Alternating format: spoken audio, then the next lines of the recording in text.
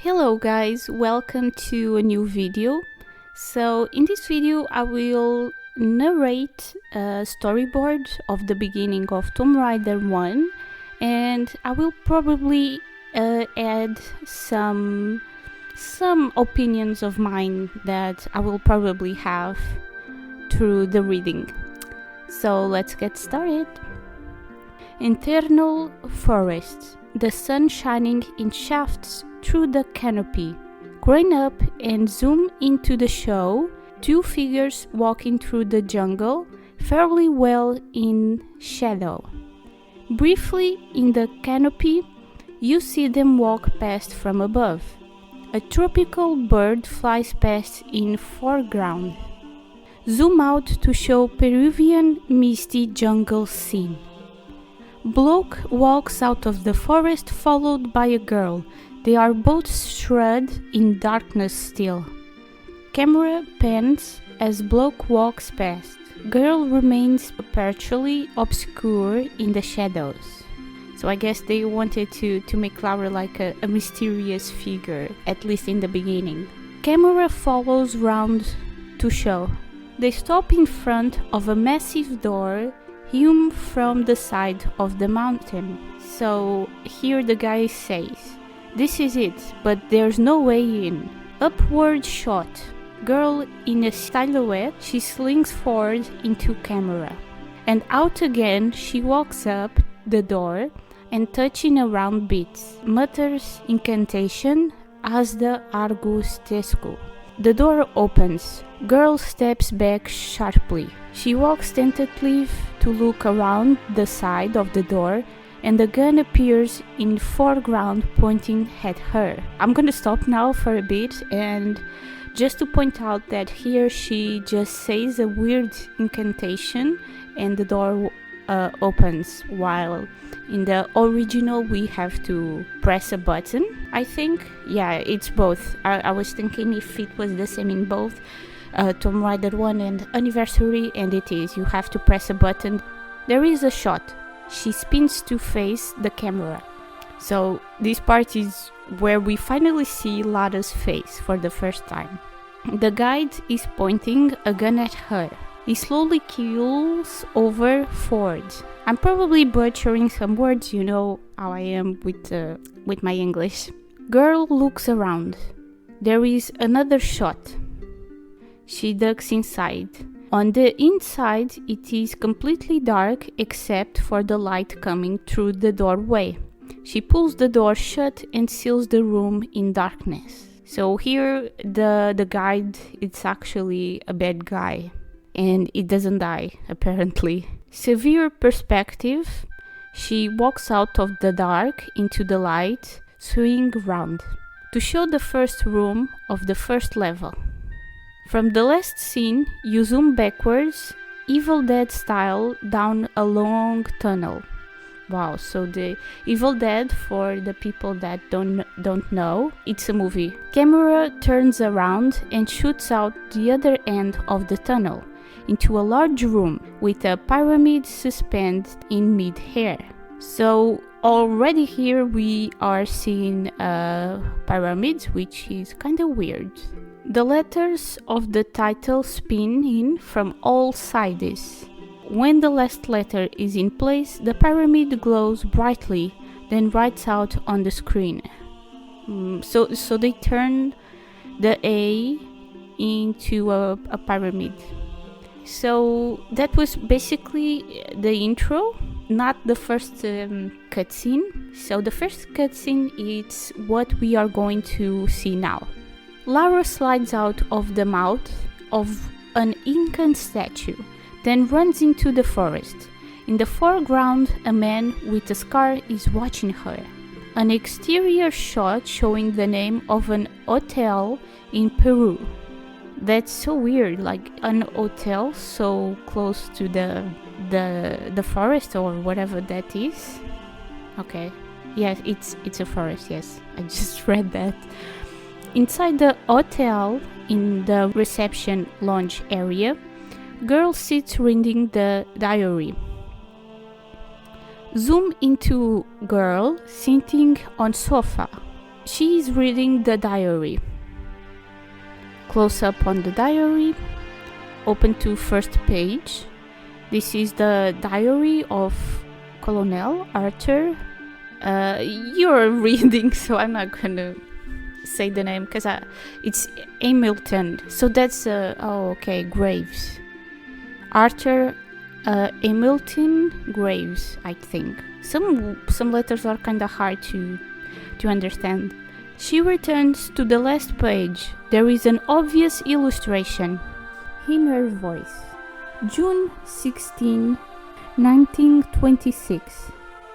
I am the last survivor, member of the party which left England on February 3rd, 1926, to find the fabled city of El Dorado, though I believe I do not have long left to live. As this is read, fade in the voice of Hamilton Graves. I have discovered what I think to be one of the 3 pieces of the scion of Mu. If it can be retrieved and studied by science, I believe that the mysteries of the solar civilizations and of the lost continent will be ours. Fade to Hamilton stepping out of darkness into a shaft of light. We found it in the shrine of Xolotl, I hate this name, deep in the heart of El Dorado, suspended above a carved pedestal in a beam of an unearthly light. Pen to show Hamilton reaching out for the pendant. As he does, 2 eyes glow from the darkness and a growl is heard. It was when we tried to retrieve is where we were attacked by some kind of monster. One of the party is jumped and pulled into shadow, roars and screams. He says, it attacked us from the shadows. Hamilton fires across the screen into the camera. Zoom in, the 2 chaps look very nervous. They look left and right as growls are heard. Something black flashes across the screen. Hamilton says, it came so fast we didn't stand a chance. Hamilton fires again and his companion is gone. Hamilton runs out of bullets. One another chap is left in the light. He is yanked into the darkness. Hamilton says, their screams still ring in my ears. Hamilton does a runner. Xolotl gives us an unearthly roar. He is almost completely in silhouette. Hamilton bounces into frame, leaning against wall of a corridor. The previous room can be seen in the background. He lights a stick of dynamite. Hamilton runs past camera as he throws the dynamite behind him. The camera follows the dynamite flip down the corridor. Boom! Hamilton says, I only escaped by glowing up a tunnel. I had run down. I hope to God that the creature was killed in the cave-in. That was 5 days ago. Since then, I have been wandering this intermingled network of tunnels trying to find an exit. I have run out of water. Maybe I will find a way out tomorrow. Fade to the book as the last sentence is being read, then zoom out. Lara looks at the pendant and then down at the page. Cut to the picture of the pendant on page. Lara places the pendant over the picture and it matches. Lara looks quizzical, then smiles, stands up and leaves. Voiceover by Hamilton.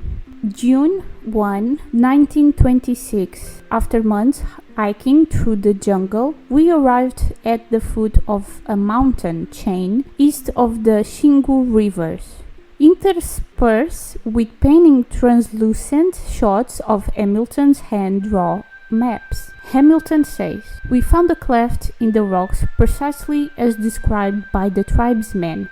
We climbed to the summit of the mountain and there found the statue of a man on a pedestal of black stone, his arm pointing to the mark. A short walk through dense underground found us on an overgrown street line on either side by statues of hideous aspect. At the end stands a giant gateway, beyond which lies the golden palace of El Dorado. And that is the end of the first cutscene. So now we are going to read the second cutscene. Lara is sitting on a bed. She has two pendants, one in each hand. From Lara's eyes, she examines the two halves, view from below. She starts to slot them together. There is a something, and a bright beam of light shoots outwards. Lara turns her head out of the light, then points it straight into the camera. She looks surprised. A holographic image is standing in the room. He speaks. This is the key to the master pyramid. The pyramid is keep and the healer. Camera pans round. The third piece is located on the southernmost island, peninsula of Mu. Approach must be made from. Pan until you can see Lara. Through the hologram, she leans left to try and get a better look. 768 degrees due north from the summit of the southern region. So we have here some coordinate region. Retrieve the third piece, activate the pyramid and restore the planet. Confused. She leans back considering the key. Then she looks up and right into the distance. She leaps off the bed and runs off screen. Cut to seaport. We can see Lara talking to a sailor. Money is change ends and she climbs aboard. Someone says the lost continent of Mu was supposed to reach from the Americas to Australia, with an archipelago and its southern limits, ending in a Easter island. We see a boat leaving the port. The place described by the pendant is southeast of Easter Island, near where Edward Davis is said to have sighted land in 1686. The boat travels. Someone says he named into Davis Land. The ship approaches a fog bank. Someone says no one ever saw it again. Lara stands at the prow of the boat, looking intently ahead. She holds the pendant in one hand. The boat enters the fog bank. You see the boat enveloped in fog. It goes quiet. Lara looks from side to side. There is a creaky sound like the sound of an old galleon. The prow of a huge ship shows out of the fog. Viewed from outside, you can make out a vast shipwreck dwarfing Lara's little ship. It sails through them safely. Land appears through the fog. A small rowing boat puts out to the shore. Big gate, sand in foreground. Heartily boated foot stomps down in foreground. Then after a moment's pause, walks towards the doorway. It is Lara. After a glance back at the ship, she goes in. Now I will share my thoughts about each cutscene. This scene is similar to the cutscene of the original. We have Lara accompanied by a guide who takes her to a gate. The difference here is that there is no attack by wolves, and the enemy is the guide himself who shoots at her. Lara, to protect herself, opens the gate and hides inside. The early part of this cutscene stayed in the final version. I'm referring to the fact that Lara is in an hotel reading something. In this version is the diary of an explorer named Hamilton, who recounts what happened when he found a part of the Skion. It is through this diary that she learns about the Skion, while in the final version it is Natla who tells us. And Lara here already has a Skion piece that is referred to as a pendant. Another interesting fact in this cutscene is that when Lara was putting the Skion pieces together, instead of having visions like in the original, a holographic figure appeared that explained what the Skion was for and the location of the next piece. In fact, this cutscene appears to have been animated with a few differences. That's all. I hope you enjoyed it, and I would love to know about your opinion in the comments. Also, don't forget to leave a like and subscribe for new videos. Until next time, bye bye!